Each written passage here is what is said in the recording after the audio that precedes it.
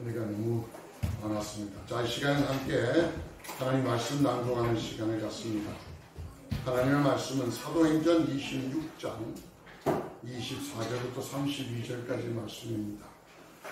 오늘 이 아침에 우리에게 주어진 하나님의 말씀은 사도행전 26장 24절부터 32절까지 말씀을 같이 한번 낭독합니다. 시작. 바울이 이렇게 변호하니 베스도가 큰 소리로 바울아, 내가 미쳤구나. 내 많은 학문이. 그때에 바울이 대답하였다. 베스도 총독님, 나는 미치지 않았습니다. 나는 맑은 정신으로 참말을 하고 있습니다. 임금님께서는 이 일을 잘 알고 계시므로 내가 임금님께 거리낌 없이 말씀드리고 있는 것입니다. 이것은 어느 한 구석에서 일어난 일이 아니므로 임금님께서는 그 어느 사실 하나라도 모르실 리가 없다고 생각합니다. 아그리빠 임금님, 예언자들을 믿으십니까? 믿으시는 줄 압니다. 그러자 아그리빠 왕이 바울에게 말하였다. 그대가 짧은 말로 나를 설복해서 그리스도인이 되게 하려고 하는가? 바울이 대답하였다.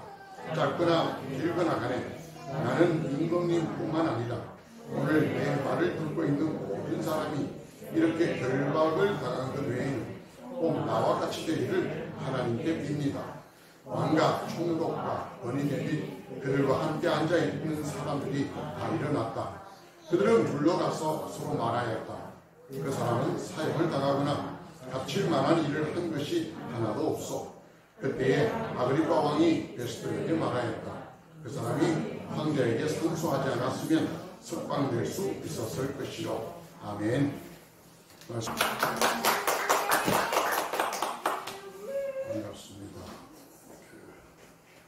오늘 새로운 생명이 하나 태어났다 기다리고 있었는데 아직도 태어나지 않고 있습니다.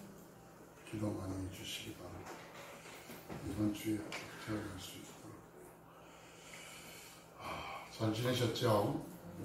먼저 사진 하나 보시겠습니다. 여기에 나와 있는 사진은 그 유명한 라인 사태 그런 사진입니다. 정확하게 라인 자산 운용이 펀드식으로 자본을 이렇게 모았습니다. 그 모은 돈이 1조 6천억입니다. 요즘 이 정도 이야기를 눈 깜짝 안 하는 것 같아요. 다들 집안에 1조 6천억 정도 가지고 계십니다. 1조 6천억. 여기에 주로 전 스타 모빌리티라는 그 회사의 회장으로 있던 김봉현이라는 사람이 거기에 있는 돈을 마음껏 투자를 합니다. 그래서 제양 군인의 상조회 같은 건 400억 가지고 인수해버립니다. 근데 인수해서 잘하면 되는데 거기에 자기 사람을 심어놓고 거기에 있는 자본의 377억을 횡령을 해버립니다. 기가 막힌 수법이죠. 그 다음에 수원 여객이라는 것을 또 샀습니다. 그러면 자기 측근한 사람을 넣어서 재무이사로 만들었습니다. 그 재무이사로부터 대표이사에게 결제로 받지 않는 전자결제로 해서 241억을 횡령합니다. 하여튼 사건 전모가 그렇습니다. 그 돈들은 다 어떻게 했냐? 정치권과 언론, 공무원들에게 로비를 합니다. 하루에 룸살롱을 룸을 몇 개씩 같이 놓고 돌아다니면서 비즈니스를 했다고 합니다. 하루 술값이 2억에서 3억 정도 들어갑니다. 세계가 좀 다른 것 같아요. 제가 오늘 말씀드리고자 하는 건 김봉현이 아니고 그 사람에 의하여 고용되어서 움직였던 김모 씨라는 전 수원 여객 재무이사 이야기입니다. 이 사람은 지금 43밖에 되지 않았습니다. 그런데 지금 전자발찌를 차고 구속에서 풀려나서 불구속으로 수사를 받고 있습니다. 1심의 구형은 10년형을 구형을 받았습니다. 그 자리에서 자기 어머니가 졸도에서 썰어졌다고 합니다. 이 사람 광주에서 태어나서 그의 부모가 다 교장 선생님 출신입니다. 김모 씨의 부모님이 다 교장 선생님 출신이고 자기 누나들도 지금 대학에서 교수를 하는 교육자 집안에서 컸습니다. 서울 대원고, 하여튼 굉장히 좀 유명한 학교입니다. 거기에서 전교 1등을 했답니다.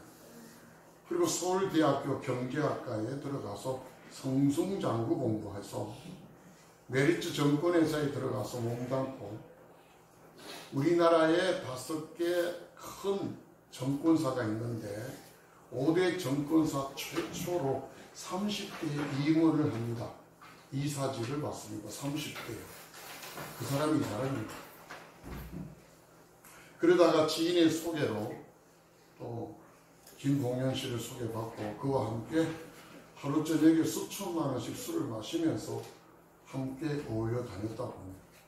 뜻이 또 맞아서 라이브러에서 돈을 투자를 받았던 것을 수원여객에 투자하면서 옵션으로 김모 씨를 재무이사로 임원으로 임명해라 그렇게 했답니다. 들어가서 한 일이 뭐냐?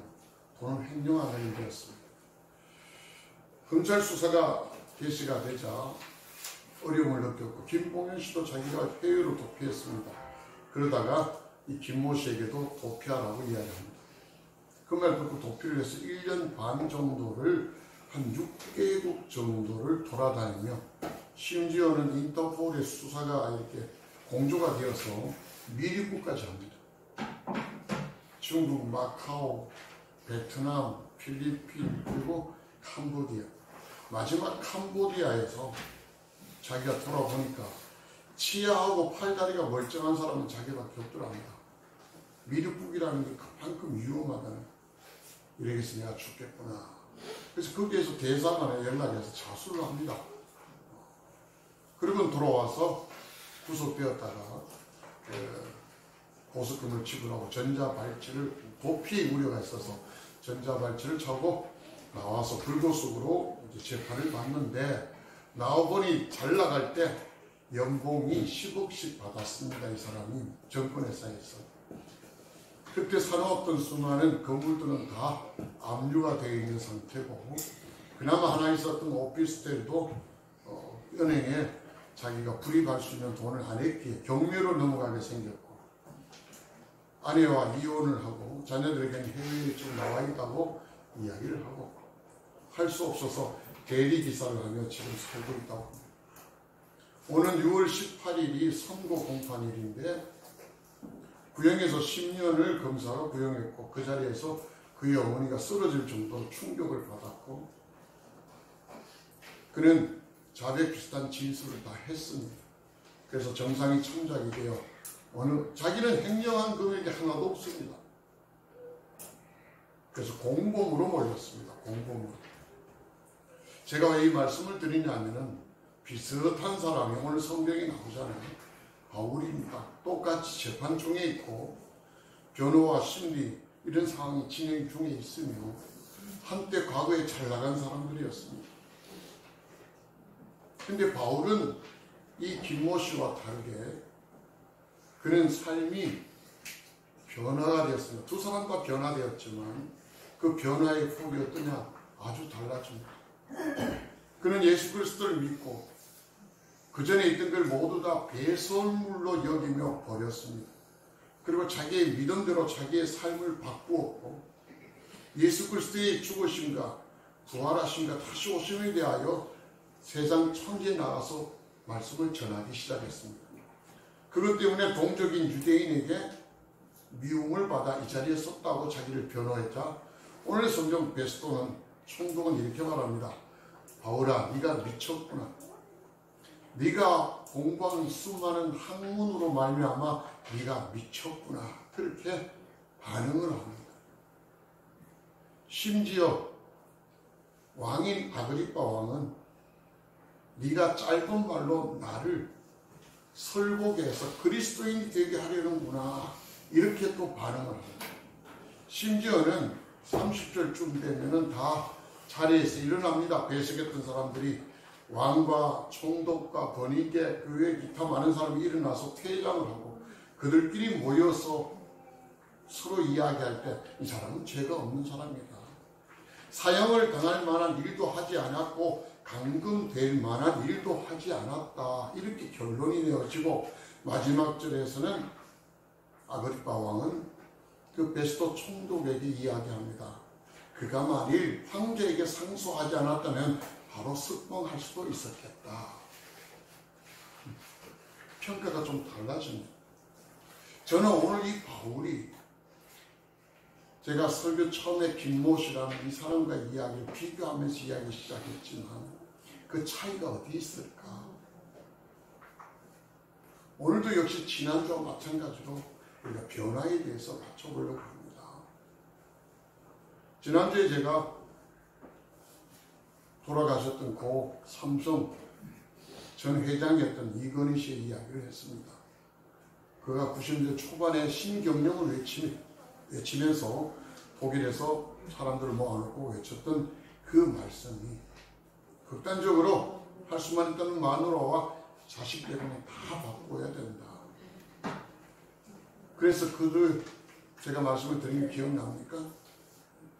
9조 9천억의 매출을 일으켰던 그 회사가 지금은 230~240조의 매출을 일으키는 거대한 세계 인류 기업이 되었다는 거예요.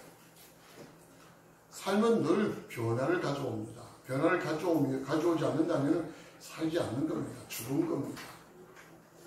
아이가 키가 자라, 생각도 자라, 모든 것들이 바뀌어지고 변화가 와야만이 성장하고 살아있다는 표시입니다. 저 어릴 때 그 두꺼바가 아니고 여우야 그 놀이를 많이 했습니다. 죽었니 살았니 할 때 살았다면 움직여야 됩니다. 근데 죽었다 하면은 가만히 있어야 됩니다. 맞죠? 저와 여러분 살아있잖아요. 오늘날 많은 그리스도인이 살아있다고 외칩니다. 그런데 실사간 정말 살아있는 것인가? 정말 사도 바울의 오늘에 있는 이 말씀들을 한번 살펴볼 때 우리가 한번 우리 스스로를 한번 돌아볼 수 있지 않는가 그런 생각을 해봅니다. 제일 먼저 기억할 것은 사도 바울은 이들의 반응 속에서 하고 싶은 이야기가 그겁니다.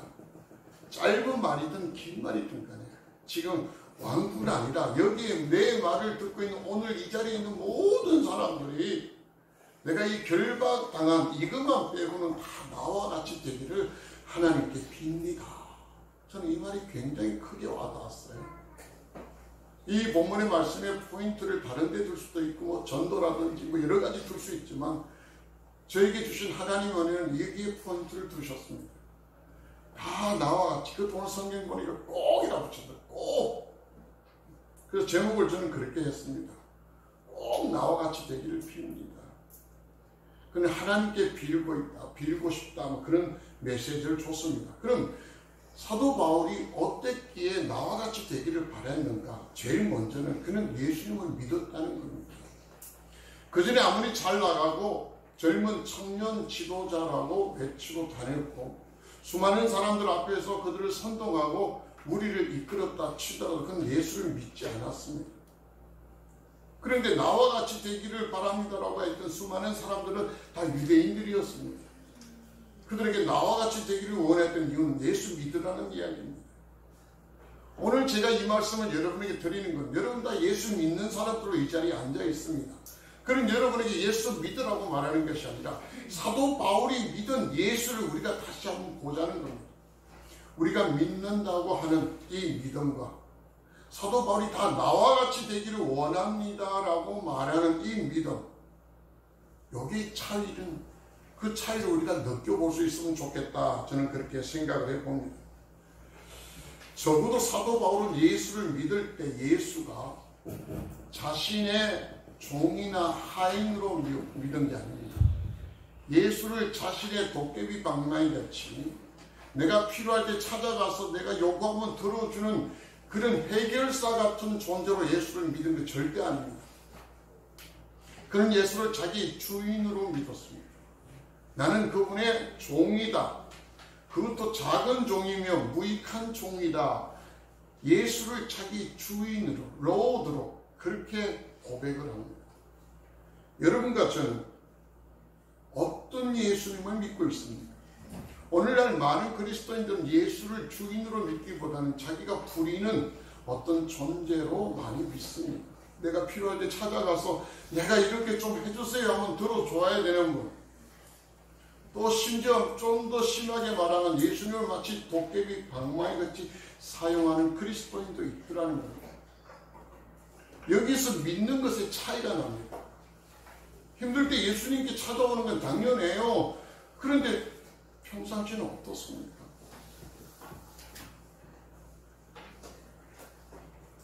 그리고 예수님을 나의 주인으로 믿지만 그분의 죽으심과 나를 위하여 죽으심과 그리고 부활하신가 다시 오신다는 사실을 믿느냐는 거예요. 그가 지난주에 그의 고백에서 부활과 죽음과 부활에 대해서 전거하잖아요. 그리고 그분은 다시 오신다고 고백을 합니다. 정말 여러분을 위하여 죽으심에 대하여 고백합니다. 그리고 부활하신다는 걸 인정을 합니다. 그런데 많은 사람들이 부활까지도 못 가지만 부활에 머무는 사람들이 되게 많아요. 다시 오심까지 가야 돼요. 그분은 다시 오셔서 심판하시는 분입니다. 여러분의 신앙의 삶을 그분은 다시 평가해 주시는 분이라는 사실을 기억해야 됩니다. 그것이 사도 바울이 믿는 예수와 우리가 믿는 예수 미묘한 차이가 그게 있습니다. 저는 우리 한국 기독교가 이제 150년 안 됐지만 140년 정도에서 놀랍도록 성장했다. 부인하는 건 아닙니다. 굉장합니다. 그런데 지금은 어떠냐는 거예요. 지금은 교세가 너무 많이 죽었습니다. 반 이상이나 지금 줄어들었습니다. 교회 무지무지 지금 많이 없어지고 사라지고 문 닫고 있습니다. 코로나19 때문이라고 그렇게 이야기하지 않습니다. 그 전부터 계속 그랬습니다. 그 이유가 뭘까요? 우리가 보았던 신앙의 모습은 사도 바울이 보았던 신앙의 모습과 차이가 납니다. 과거에 우리는 주의를 지키라는 말을 되게 많이 했습니다. 주의를 지키세요. 지키세요. 근데 주의를 지키는 게 아닙니다. 과거에 구약에는 안식일을 지키라 그랬습니다. 안식일은 지켜야 됩니다. 근데 주일은 개념이 달라요. 저 어릴 때도 마찬가지입니다. 전 침례교회에서 자랐다가 그리고 장로교회에서 이사회가 장로교회에서 중고등부를 다녔고 그럴 때 거기에서 합동치입니다만 거기에서 되게 많은 교육을 받았습니다. 주일날에는 버스 타면 안 돼요. 걸어 다녀야 되고 사목비는 어떻게 해요? 돈도 못 쓰게 하고 굉장히 엄격했습니다. 그렇게 교육을 받았습니다. 그러나 성경을 보면서 우리가 잘못 배운 겁니다. 예배 시간에 떠들면 안 되고요. 저는 예배 시간에요. 절권 같은 게 싫어요. 오늘도 우리 집사님 한 분이 들어와서 너무 절간 같은 너무 조용해요 하면 그러더라고요. 교회는 북적북적거리고 애들 우는 소리 나고 해야 돼요. 그게 교회예요. 그게 살아있는 거예요. 근데 고요하게 침 넘어갈 소리 들릴 그 교회 저는 조금 다르게 생각합니다. 교회는 뭔가 활동력이 있어요. 예배도 뭔가 활동력이 있어야 돼요. 아무것도 하지 말라는 거 아니에요. 저는 애들 뜬다고 해서 애들 보고 마귀 새끼다 그런 이야기 해본 적이 없습니다. 어떤 분은 그런 이야기도 해요. 막 예배 방해한다고. 저는 그렇지 않습니다. 왜 주의를 지키지 말아야 되느냐. 주의는 지키는 게 아닙니다. 구약은요 옛 약속이에요. 신약은 새로운 약속입니다. 모든 법은 실법 우선주의입니다. 지금은 구약을 지키는 게 아니에요. 신약을 바탕으로 교회가 세워집니다. 그런데 많은 목회자들이 구약적인 개념에서 자꾸 말씀을 전하다 보니까 뭘 해라 하지 말라 이렇게 굉장히 합니다. 신약에서는 하라 하지 말라는 이야기가 없어요. 구약에는 뭘 먹어야 되고 뭘 먹지 말아야 되고 명확하게 구분을 합니다. 그러나 신약에서는 믿음대로 해요. 먹고 마시고 모든 것들이 하나님의 영광을 위해서라면 못 먹을 것이 없고 못 마실 것이 없습니다. 우상에게 바쳐진 고기라도 마찬가지입니다. 그러나 자기 믿음이 그렇게 되지 않을 때는 먹지 말라는 거예요. 구약에서는 도둑질 하지 말라 그럽니다. 맞죠? 십계명에도 나와 있습니다. 신약에는요, 도둑질 하지 말라 그렇지 않은데, 에베소서 4장에 보면, 저 떼어지는지 모르겠습니다. 도둑질 하지 말라. 근데 그걸로 끝나는 게 아니에요. 네 손으로 힘써 수고하여 돈을 벌여서 오히려 다른 사람을 도와주라, 이렇게 나옵니다. 이 구약의 개념과 신약의 개념이 완전히 달라요. 물론 신약은 구약의 개념 위에서 성숙된 모습이죠. 자, 그러면은 우리나라가 지금 헌법이 6공화국 헌법이에요. 근데 1공화국 헌법이 그 이승만 대통령이 있던 자유당 그 헌법입니다. 부통령이 있었던. 그거 지금 우리가 지켜야 돼요? 그 지키는 거 아니잖아요. 지금 6공화국이 있으면 6공화국 헌법을 지켜야 돼요. 그러나 그때 왔던 정신은 아직 6공화국 헌법 안에 살아있습니다. 자유민주주의에 대한 그런 정신은 살아있습니다. 구약의 정신이 신약에 반영되되 신약에 있는 룰대로 우리가 신앙생활을 해요. 하라 하지 마라가 아닙니다. 신약에서는. 그런데 우리 신앙 교육은 어떻게 받았냐면 늘 하라 하지 마라고 배웠어요. 그리고 주일도 안식일 똑같이 지키라고 개념을 받았어요. 아니, 주일은 지키는 게 아니에요. 드리는 겁니다. 로마서 12장 1절 2절 보십시오. 뭐라고 되어 있습니까?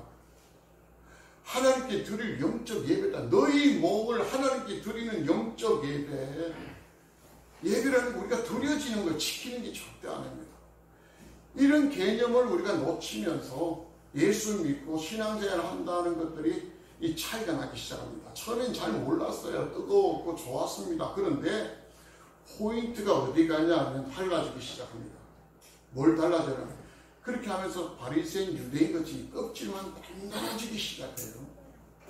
형식만 자꾸 굳어지기 시작해요. 하라 하지 마라 하면서.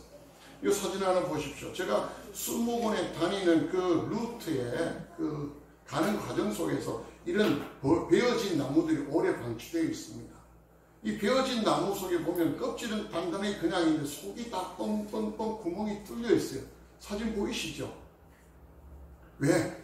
속부터 먼저 싹 비워져 버립니다. 사도 바울의 이 속을 우리가 심어놓고 안에서 변화되지 않으면 그것만 열심히 문질러요. 교회 계속 안 빠지고 잘 지키는 사람이 믿음이 좋은 사람이고요. 헌금 많이 내는 사람이 믿음이 좋은 사람이었고요. 어쨌든 교회에 계속 나오는 사람이 믿음이 좋은 사람이었어요. 그 안에 내용은 보지 않았습니다. 그러면서 껍질만 자꾸 단단해지기 시작합니다. 그 속은 어떤지 없어요. 그래서 속은 자꾸 없어지고 그 속은 뭘로 채워져요? 하나님이 아닌 세상 것들로 채워진단 말이에요. 그러면서 130년이 지나니 우리의 삶의 형편이 많이 달라지기 시작합니다. 그전에는 하나님만 바라봤던 게 지금은 보여지는 게 너무 많아요. 내 속에 하나님이 아닌 다른 것들로 많이 채워집니다. 그러다 보니까 하나님이랑 다른 곳으로 가기 시작해요. 참 그런 것이 사도 바울이 바라보는 믿음하고 차이가 난다는 거예요. 두 번째로요, 사도 바울은 그 믿음이라는 것을 자기의 삶을 바꾸는 데 사용했습니다. 그냥 믿는다라고 지나는 게 아니라 그의 삶이 완전히 통째로 바뀌어버려요. 핍박자, 박해자에서 순교자로 바뀌어버립니다. 이제는 고난받는 사람으로 바뀌어버립니다.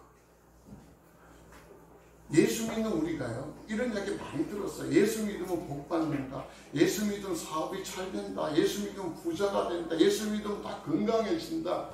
수도 없는 이야기 듣습니다. 예수 믿으면 형통하게 된다. 거짓말은 아니에요. 그러나 한번 살펴보십시오. 정말 그것 때문에 우리가 예수를 믿을까요? 또 예수 믿으면 딱 그런 일만 올까요? 달라요. 사도 바울에게 형통이 와요? 그는 고백을 합니다. 가는 곳마다 힘들었고 어려웠어요. 심지어 세상 사람들이 자기를 미쳤다 그랬습니다. 교회에서 거짓 선지자들, 거짓 사도, 거짓 교사들과 논쟁 중에 사도 바울가 미쳤다고 합니다. 그때 고린도후서 5장에서 그는 이 고백합니다. 그래, 우리가 미쳤다면 하나님께 미친 거야. 그의 삶의 변화는 이렇게 미친 것 같이 보여져. 그 정도로 밝았다는 이야기예요.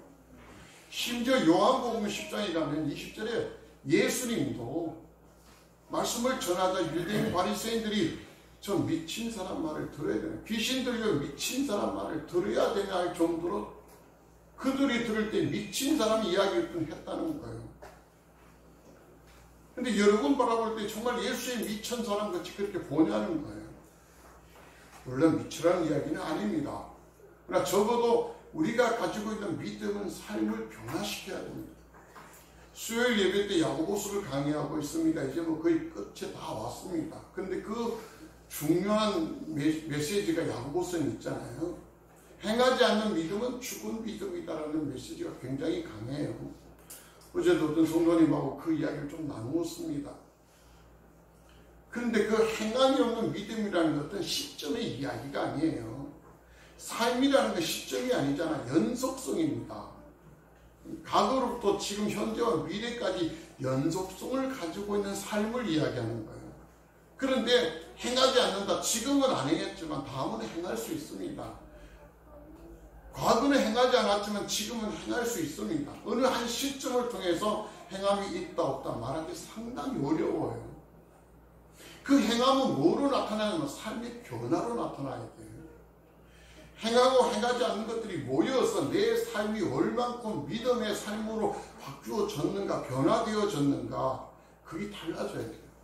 그게 포인트가 뭐냐면 내가 뭘 바라보느냐 하는 겁니다. 내가 부자 되는 걸 바라본다면 아직 변화되지 않았습니다.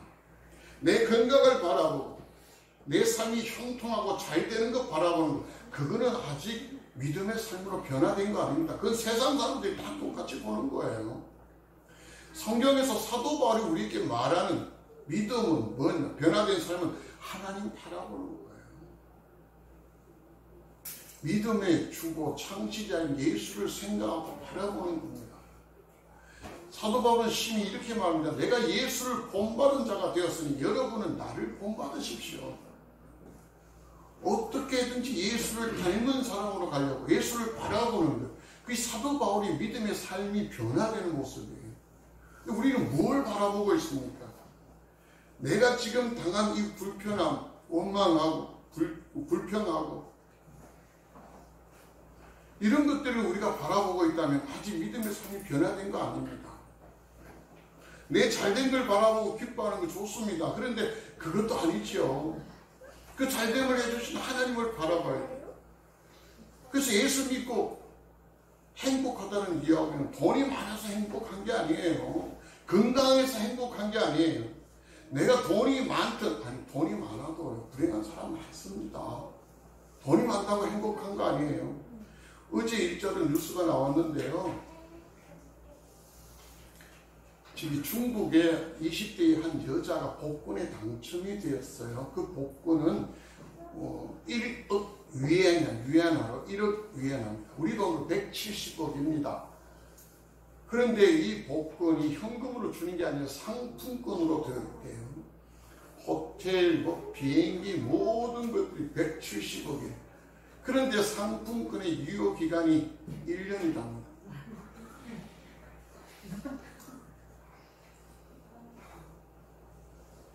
이 여자가 1년 동안 해외여행 다 돌고 왔습니다. 지금 우울증 걸렸습니다. 빚은 4천억이셨습니다. 그가 이야기합니다. 다시 당첨되기 이전으로 돌아가고 싶다. 여기에서 우리가 인천공항 가는데 항공료는 다 상품권 공짜라. 그런데 가는 차비는 자기가 내야 돼요. 1년 동안 돌아다니는데 자기가 쓴 돈뿐 아니라 빚이 4천원까지 줬대. 우리 돈으로 4천원. 170억 쓰라고 얼마나 돌아다녔을까요? 그리고 결과는 빚지고 우울증에 걸려서 나 돌아갈래. 그게 우리들의 삶이에요. 행복하다가 아니에요. 내가 예수 믿으면 행복하다는 건 내가 부자가 돼도 행복한 거고 가난해도 내 삶이 원망과 불평의 삶이 아니라 감사와 행복한 삶이 된다는 거예요. 그게 믿음의 법칙이에요. 내가 건강해서 행복한 게 아니에요. 내가 건강해도 행복하고 내가 건강하지 못한 상황 속에서도 내 삶의 행복감을 느끼는 거, 그게 믿음의 역사함이라는 거예요. 그걸 바울은 우리에게 가르쳐줘요. 바울은 몸에 질병을 안고 있어요. 그는 어디 가면 늘 방해받고 늘 고난받고, 그럼에도 그가 불행하고 원망하고 불평한 적 보기 있습니까? 본 적이 있습니까? 없습니다. 잘난 것을 자랑하는 게 아니라 그는 자신이 약함을 자랑합니다. 왜요? 자신이 약할 때 하나님의 강함이 나온다는 원리를 알기 때문이에요. 할렐루야. 이게 신앙이고 이게 믿음의 모습이에요. 우리는 목사님 우리가 잘못 가르쳤어요. 껍질만 형식만 자꾸 이야기를 하면서 그것이 뭔가 잘 된다고 해서 세상 사람과 똑같은 모습으로 우리가 교회가 경쟁되고 바라보는 거예요. 큰 교회가 괜찮은 교회가 없고, 어디 유명하고 유학이나 다녀오고 멋있고 말 잘하는 목사가 괜찮은 목사고 이름 있는 목사고요. 욕짓거리를 하든 말든 교회가 큰 목사면 인기 있는 강사고요. 그게 요즘 교계의 트렌드잖아요. 그거 다 엎어버려야 돼. 갈아엎어야 돼요. 이 신성한 하나님 말씀을 전하는 강대상에서 왜 욕지르기를 해요? 누구를 왜 욕해요? 사도 바울은 욕하지 않습니다. 하나님을 바라보면 늘 하나님과 교제하는 삶. 사도 바울에게는 하나님과 예수 그리스도의 말을 빠질 수가 없어요. 늘 교제해요. 동행해요. 어디 가든요. 그것이 믿음의 삶이라는 거예요. 나아가서는 전폭적으로 하나님을 신뢰하는 삶입니다. 하나님을 의지하는 삶이에요. 마네킹의 옷을 이렇게 입혀놨죠. 옷은 옷 자체가 그냥 이렇게 축 처집니다. 근데 마네킹이든 사람이든 이렇게 입혀놓으면 옷이 티가 나잖아요. 그리고 사람이 입히면 이렇게 움직이면 옷이 움직여요. 신뢰라는 단어 의미가 그렇습니다. 하나님에게 우리가 옷 입혀지는 거예요. 이 옷이 움직이는 게 아니에요. 하나님이 움직일 때 옷이 움직이는 것이, 여러분과 저의 삶이 믿음으로 산다는 것은 내 안에 계신 하나님이 움직이시는 거예요. 우리는 그냥 그 따라가는 거예요. 그게예요. 사도 바울의 삶이 그런 삶이에요. 그러지 못할 때 패망할 수밖에 없습니다. 그러지 못할 때는 패망할 수밖에 없어요. 그냥 꼼수로 어떻게 해서 아니에요. 마지막으로 제가 남양 유업 이야기 하나 하고 마칠게요. 남양 유업이요, 120만 원 정도까지 주식이 올라간 적이 있어요. 최고로. 원래 분유로 유명했답니다. 남양 유업이. 저하고 성이 같은 분이 회장님으로 계시더라고요.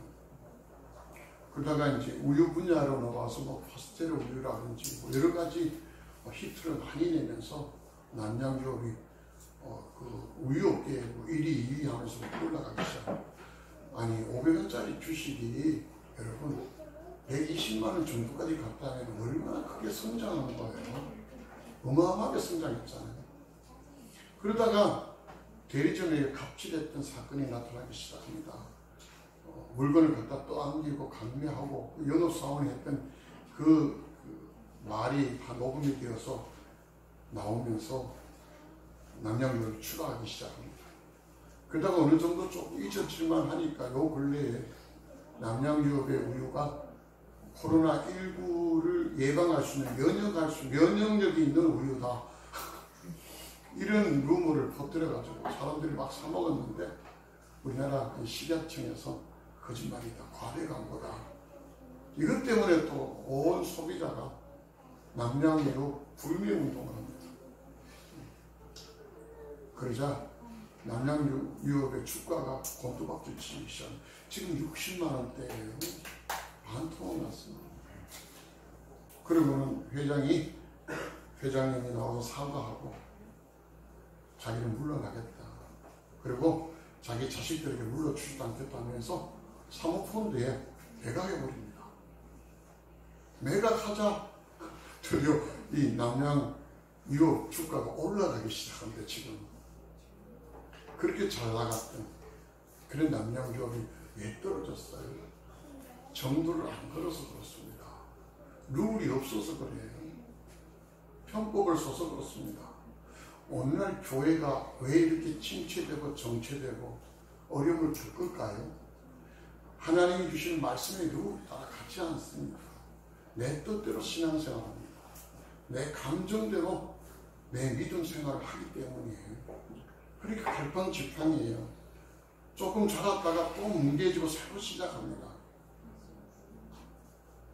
믿음은 성장해야 되고 성숙되어져야 열매를 거둘 수 있는데 어느 정도 크면 또 넘어지고 잘라지고 또 계속 이 반복이니까 없어요. 없다 보니까 큰 것들은 다 부러워요.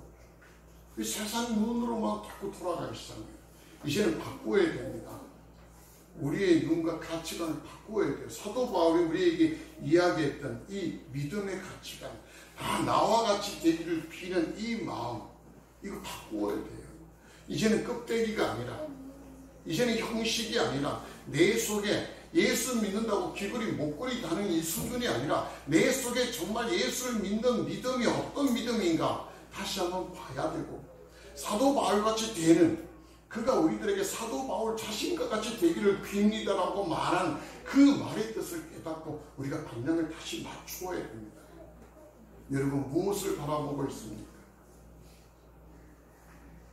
이 자리도 마찬가지입니다. 와서 교인들을 바라보고 목사를 바라보는 것이 아니라 이 자리에 임재하신 하나님에 대한 여러분이 기대를 하십시오.